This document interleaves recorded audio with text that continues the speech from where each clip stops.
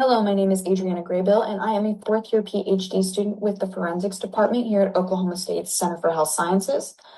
The research that I'm presenting today is the study I have been working on in conjunction with Dr. Jason Beeman for my dissertation. This research is a study of rater uncertainty when comparing victim typologies with homicide case data.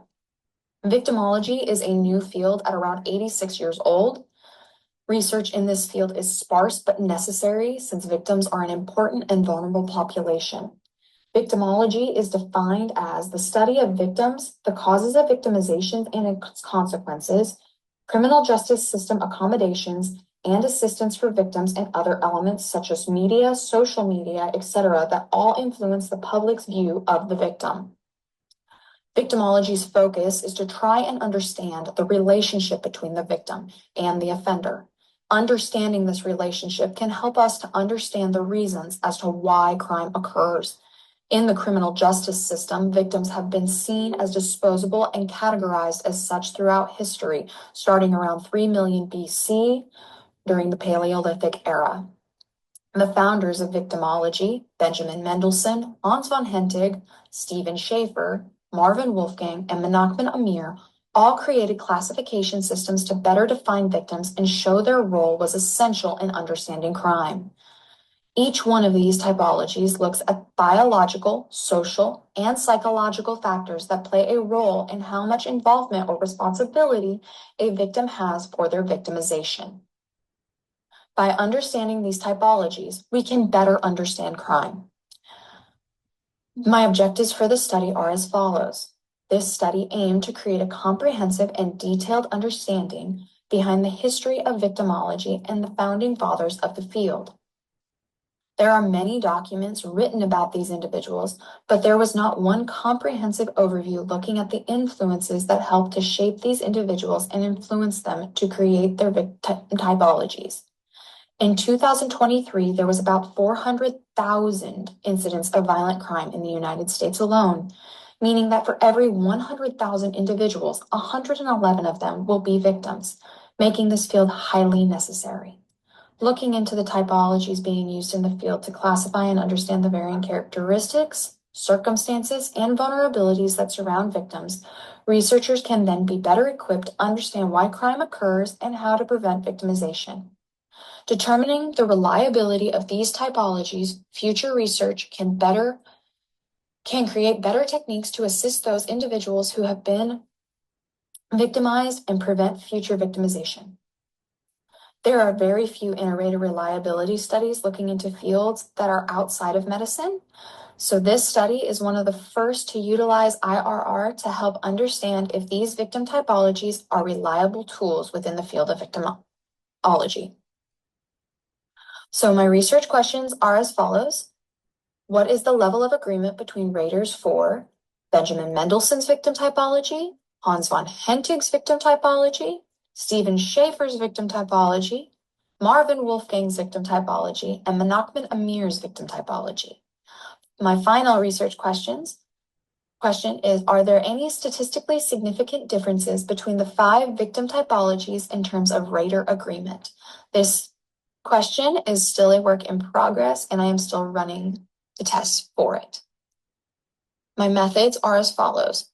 I performed a primary analysis comparing the inter-rater reliability of the 5 victim typologies. Raters were selected from the students within the Oklahoma State University system. Each rater was asked to rate 564 homicide case synopses based on categories defined by the typology or typologies that they had been assigned to. Case synopses were collected from a moderately sized Midwestern city homicides case files. Each case was a closed case, and they had been transcribed from the original case summary and placed into what we called the homicide library. Data collected was then evaluated using the AgreeStat 360 program to generate AC1 scores. And finally, a pairwise repeated measures ANOVA was also performed on the data collected after a total of 6 rater pairs was created. This is the step that I am still currently working on. So I have included all 5 of the victim typologies that I looked at for this study. Each one has the classification system, the definition, and then either the degree of responsibility, an example, or what kind of individual would be affected by that crime, or the crime that would easily affect that individual. My results for this study can be seen in the results section. I used the following benchmark scale for kappa's values, and I used the Landis and Koch benchmark scale in order to help understand and my GWET's AC1 scores. So this first table here has the scores of all 5 victim typologies along with their percent agreement, which can be seen in the parentheses. And then I also did this same GWET's AC1 test for all 6 of my rater pairs and received their percent agreement as well as their GWET's AC1 scores. With these scores, the conclusions I came up with are that victimology research is underdeveloped when using statistical tests like inter-rater reliability to determine the effectiveness of victim typologies. Marvin Wolfgang's victim typology showed slight rater agreement, meaning that this typology is only slightly better than what we would see by chance agreement. This low level of agreement may come from the change in public opinion on victim blaming. This typology looks to lessen the blame on the offender and tries to find blame in the victim, which today is the opposite of what the justice system tries to do. Stephen Schaefer and Benjamin Mendelssohn's victim typologies had a fair level of agreement. These typologies give more options to raters, allowing them to not feel as if they are placing all the blame on the victims, but they still had to put blame, which is why I believe the data suggests there needs to be further tests. Hans von Hentig and Menachem Amir's victim typologies show a moderate level of agreement. These 2 typologies differ in the number of options they have provided. Hentig's has 13 and Menachem Amir's has 2.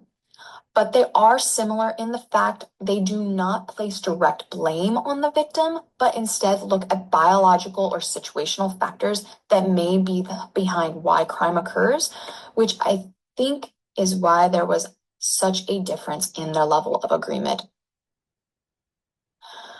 I would like to thank everybody that has supported me throughout this process. And for a full list of my references, you can scan the QR code. Thank you all for your time. I appreciate it, and have a wonderful day.